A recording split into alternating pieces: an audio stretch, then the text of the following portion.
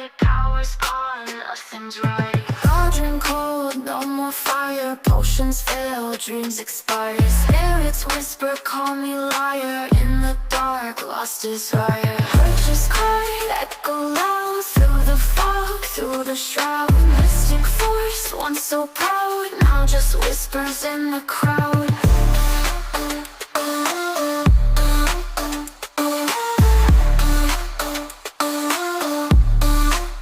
Babalan TV. Hello Aries, welcome po sa inyong reading. So this is for March of 2025 reading. Para po sa mga bago, don't forget to click the subscribe button. Smash the like button, comment below kung kayo po ay nakaka-resonate, and hit the notification bell. Kung gusto niyo pong sumali sa ating live sessions, dun po yan sa ating kabilang channel, that is Babaylan TV. No, yan po ang ating unang channel catered for our international audience. And again, tulad ng sinabi ko, nagla-live tayo doon. So, you're very much welcome to join our live sessions. Huwag po kayong matakot kasi friendly po, no, yung community.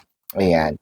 I want you to know that this is a general reading, so pwedeng resonated ang lahat ng reading na ito or yung konti lang, no, bits and pieces. Magsimula na tayo, no? Aries, it's either I think that we're losing control here, that I'm not sure of kung ito ba ay nakakabuti o nakakasama, no? Kung sa buhay pag-ibig, which most of you are here, no, nakikita ko na sa sobrang passionate natin. I think that we are crossing the boundary of being obsessive, no? Crossing. Not yet there. Siguro nandun ka pa lang sa papunta, no? Kasi parang kung sobrang in love, no? Nakikita natin na parang overprotective. Pwedeng ikaw ito, ha? Or pwedeng ito yung person mo, Aries. You can switch the energies. Baka sabihin mo naman, ay, nagkapalit po, siya po yan. That's okay. What I am reading here is the dynamic, alright? So, parang overprotective, medyo may pagka-jealous, and not afraid of showing their emotion, no? So, sabihin natin ganito, kung maayos naman ang pagsasama, no? Parang ngayon ka lang yata naging very vocal, no, sa iyong relationship. Kung meron naman in separation, no? Kasi nakakita ko dito with separation. Probably this is more of iniisip mo siguro ngayon, no? Sana pala either nahawakan ko na maayos itong relationship namin, no? To a point wherein I'm seeing probably kinakausap pa natin, no, itong taong, I don't want to say ex dahil maganda ang outcome. Mamaya ko na sasabihin yung outcome. Sabihin natin, still your person, no? Pero may pagka, nasa pause tayo ngayon. 'Di ba? Kung play button siya, dire-diretso. Kung pause, medyo nakahang lang tayo, no? I feel like siguro meron tayong sinasabi ditong hindi napagkasunduan. It could be also third party situation, no? Dalawa kasi yung nakikita natin, isang positive, isang negative eh. But then again, this is wild. I mean, this is general reading, no? Umpisahan natin sa positive. Saan mo gusto? Positive, negative? Positive, syempre. Sa positivity, itong relationship na ito, parang secured naman, no? Marami lang tanong, siguro meron ding trauma, no, from the past, itong nararamdaman natin. Probably, naloko tayo, no? Marami talaga. Ligawin. Merong mga taong, some betrayed our trust, mangilan-ngilan, ayan. And from that trauma, medyo natuto naman tayo, no? Kaya kung ano man itong mga natutunan natin doon, dinala natin kung ano yung mga learnings, no? To a point wherein parang nawalan tayo naman ng trust sa kapwa natin. There may be history, coming from the person, there may be not. But the history, I think that's coming from you, na ikaw mismo, na-experience mo yung mga panloloko, panggigipit, no? Chances are, so parang kailangan laging naka-report, no? Alam mo lagi yung ginagawa. Ayaw mo ba ng binibigyan ka ng parang alalahanin? To a point wherein I feel like medyo may pagka-perfectionist itong relationship na ito, no? Ang nakikita ko naman is, although kahit madaming tanong, siguro mga lagi kang nagtatanong sa partner mo, no? Na meron bang iba, no? Jealousy is also part of this relationship. Sometimes jealousy can be a good, no? Indication kasi naipaparamdam mo na you care, mahal mo yung tao. But I think that this is not that too much, no? Ang goal mo lang dito is to protect the relationship. Doon naman sa mga negative naman, no, talon tayo sa negative. Tulad ng sinabi ko, dalawa yung nakikita ko dito. Kung meron ng separations, namimiss mo na itong taong to. And I feel like there is a realization na itong taong to is yung nakatadhana sa'yo with the lovers. The King of Swords, medyo, sabihin natin, medyo pushy tayo ngayon. Gusto natin makausap, gusto nating makahingi ng sagot. Gusto nating malaman yung mga agam-agam natin, no? Minahal ba tayo? Totoo bang may ganito? Anong pakiramdam? Or anong nararamdaman niya if there's a third party, no? Katulad ng sinabi ko. Kung buhay, pamilya naman ito, I feel like medyo close ang family ties natin. Meron lang may pagka, sabihin natin, it could be a father figure, it could be a mother figure, something about the parent or the parents' parents. It may be the ancestors, no? Ito yata ang way of showing how they parang care to the family, which is sometimes parang medyo nakakasakal, no? Nakakasakal. I think na nandito tayo sa pagre-rebelde natin, no? Mas ginagawa natin kung ano yung pinagbabawal. Probably to make a point, probably para inisin lang, no? Itong parents mo, or probably this is who you are, no? I didn't fit, no? So parang sinasabi niya sa sarili niya, naku, magbago naman na. 19 kopong-kopong pa yung ganyang pag-iisip. So, ikaw yung parang evolved, no?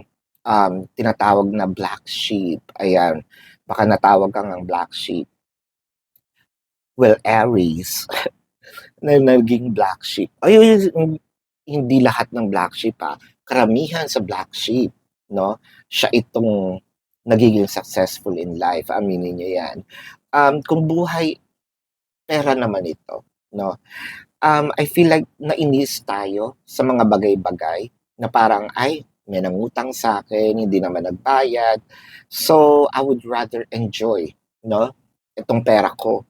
Ang gagawin ko na lang dito, kaysa mapunta sa iba, hala, no? I-splurge ko na lang yung sarili ko. Pumunta na lang ako sa ganito, pumunta ako sa ganyan, no? Bumili ko ng ganito, kumain ako sa ganyan. At least, sa akin napunta. You know, parang nakapagsisi tayo dahil sa pagtitiwala, no? So parang, kaysa maubos nga naman, ako na lang ang makinabang. So nandun tayo dun sa mentality na gano'n. Kung ito naman ay sa trabaho, so ang nakikita naman natin dito is medyo iba yung naging upbringing natin. Siguro, that's who you are. Probably that's also part of yung mga natutunan natin sa iba-ibang trabaho. And nung napasok tayo sa isang parang institusyon, no? Parang medyo ang tingin nila sa'yo, unorthodox, no? Hindi ikaw yung palaging oo ng oo. Siguro ikaw itong you're breaking the rules in a good way, not breaking the rules na alam mo yon na para pasamain.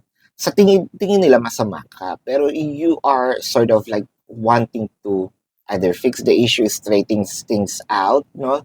Or ayusin kung ano itong mga loopholes doon sa trabaho. So, with the Six of Cups and the Tower. So I feel like there's a lot of transformations happening as of the moment, Aries. Um, one of these is siguro nagiging sobrang busy din tayo sa mga buhay-buhay.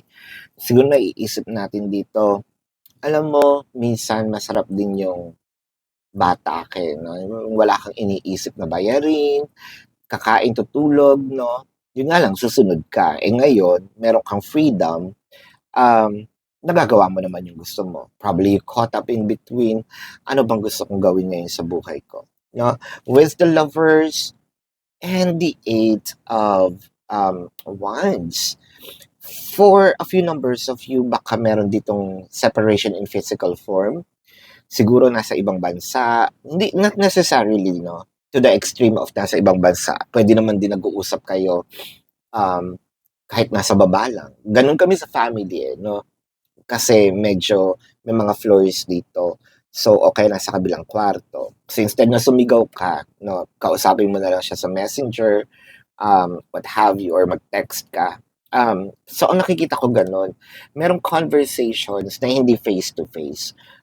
Pwede nasa kabilang kwarto nga lang, sabi ko, nasa kapitbahay, itong person mo, or it really requires for you to sabihin natin, have a conversation using internet, technology, dahil nga naman nasa malayo, no? Well, fortunately, hindi na tayo nasa ganitong time na medieval. Um, meron ng mga technology ngayon. The King of Cups, so para kasing meron ditong eksena na bakit hindi mo ba maipakita kung ano ang totoo mong nararamdaman? Bakit ba hindi mo parang ginagawa mong puzzle, no? Ito yung sinasabi mo. Bakit ba parang ginagawa mong puzzle? Sinasabi mo to dun sa person mo, ginagawa mong puzzle itong relationship natin wherein kailangan ko pang maging detective, no? Kailangan ko pa bang mahulaan kung ano itong totoo mong nararamdaman, kung ano yung totoong nangyayari. I think that your person is secretive or probably siguro ganun lang siya the way yung build up niya, no? With the Queen of Wands, ikaw naman kasi itong medyo sabihin natin kampante na kasi sa relationship. With the High Priestess, you're very vocal to what you feel. Katulad ng sinabi ko. Sinasabi mo dito kung ano yung totoo mong nararamdaman. Whether ikaw ay nagagalit, whether ikaw is I mean, sobrang natutuwa. No filter. Nakikita ko there's no filter with you. So parang ang tingin nito sa sa'yo, kakaiba, no? Kasi parang you're an open book. Para sa'yo kasi is hindi ka plastic, hindi ka nakapagplastikan, wala kang tinatago.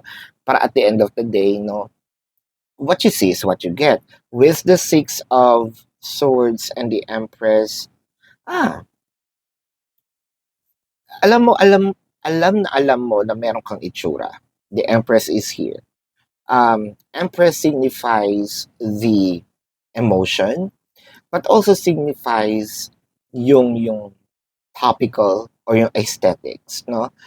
Um, alam mong may itsura ka, pero parang sinasabi mo dito, ako nga 'tong may itsura, eh, 'no? Naka-focus ako sa relationship natin, ikaw pa kaya? So, ano yung totoo mo nga nararamdaman? Kasi meron ako ditong, with the Empress, kung meron taong dapat na nag-iisip kung sino ang nagloloko, dapat ikaw. Kasi nakikita mo naman, 'di ba? No, walang halong panlalait. Again, no filter. Ikaw, hindi ako. Ngayon, ako nga naka-focus sa relationship. Bakit hindi mo magawa? Or totoo bang naka-focus ka rin ba? With the Ace of Pentacles in here and the Moon card. So, ang nakikita naman kasi natin, maraming offers, maraming, or meron kasing siguro inaantay itong person mo to probably give you something, no? Kung sa buhay, trabaho man ito, I think na meron kang inaantay nila yung karapat-dapat na time para ibigay sa'yo, yung either promotions, no? Kaya siguro, ang tingin kasi nila medyo babaguhin mo kung political sila, no? Parang, ay naku, i-disrupt nito yung ano, yung culture natin. Um, Ayaw ko ng gano'n. Tignan natin kung makaka-blend siya. Pero yung nakikita naman nila yung potentials mo, no? With the Seven of Swords and the Page of Cups. Kasi meron kang nakita, no? Either this is through post, baka nilike nila, hinart, na may comment sila. So, nag-iba agad yung tingin mo. Pero from what I am seeing, I think that you are destined to this person. Kung ang tanong mo lang naman is meron silang nararamdaman sa'yo, if they are, let's say, serious, no, sa relationship, um, nakikita kong sobrang seryoso naman. Ah, Sabihin na lang nating there's no perfect person. Pero I feel like nasa sa'yo rin yung hinahanap nila. So parang meron kang kakaibang katangian na ayaw nila or hindi pa nila nakikita. Medyo ayaw pero gusto. Ang hirap itimpla, ang hirap i-explain, pero they're drawn, no, to your energy. Kumbaga, isa kang kakaibabe. Ayan. Tingnan natin dito ang iba pang cards, no? Gusto ko lang pong ipaalala na dun po sa ating Babaylan TV. Yun po ang ating unang channel catered for our international audience. So, nagla-live po tayo doon. Pwede kayong sumali. Ayan. Pwede naman din kayo magtanong doon. Kung hindi nyo po maabutan, pwede naman kayo magtanong dito sa comment section as long as the question po is answerable by yes or no. Pero kung hindi nyo po hindi kayo papatulugin ng yes or no lang, dumiretso po kayo doon sa ating website, no? There is a link. Click the link, you will be routed to my website. Nandun po yung information. Dito po yan makikita nyo ang link sa ating description box. So pag nandun na kayo sa website, makikita nyo po yung question form, amount per question, the name, number, and QR codes for your reference. And you can also take advantage of the 4 questions plus 1, no? Discounted na po yun. So, if you want to book a private reading, nandun din po siya. Gusto ko lang po malaman, let me know, no? Magpaparaffle ba ako? Let me know sa comment section ng free reading. Ayan, kasi malapit na ang birthday ng inyong abang lingkod. Kung gusto nyo, let me know sa comment section. So, bumalik tayo sa readings. Will you help me? Will you help me understand? I think that this is a mutual question, no? Ninyong dalawa. Meron lang kayong mga misunderstanding because of the differences. Pero, nakikita ko ayaw nyo naman magsibitaw. Alam nyo, minsan may pagka sumpit, no? May pagka baliw-baliw din kayong dalawa eh. Pero, when it comes to emotion, nagkakaintindihan kayo. Iba lang yung mga atake ninyo, no? Siyempre, may different personality, no? Probably you're just learning to blend with each other. So let's get message from the universe. You are feeling somewhat confused by the events that are unfolding around you and the various seemingly contradictory information that are coming your way. So, eto nga yun. Marami tayong mga contradictions, merong mga bagay-bagay na hindi mo naiintindihan. Pwedeng kine-question mo sarili mo, kine-question mo yung tao, medyo meron tayong mga nagugulu-guluhan, no? Mga tanong, mga katanungan. Trust your instincts and do what they are telling you to do, and you will learn a lot of yourself. You will learn a lot about yourself and the direction you want to take. You want your life to take. Ayan, naduduling tayo dun sa ilaw. So, trust your intuition, trust your instinct, yun nga ang sabi. Follow your heart, no? At the end of the day, basta wag lang tayo makakapanakit, ha? You know, things will unfold naman daw. Learn how to kumbaga, makinig sa sarili. And I think that what is you're doing.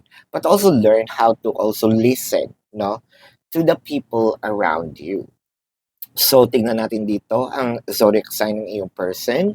This can be their sun sign or a placement in their chart.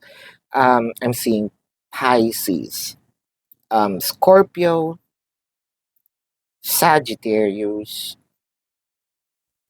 uh, Cancer, Taurus, Leo, Gemini,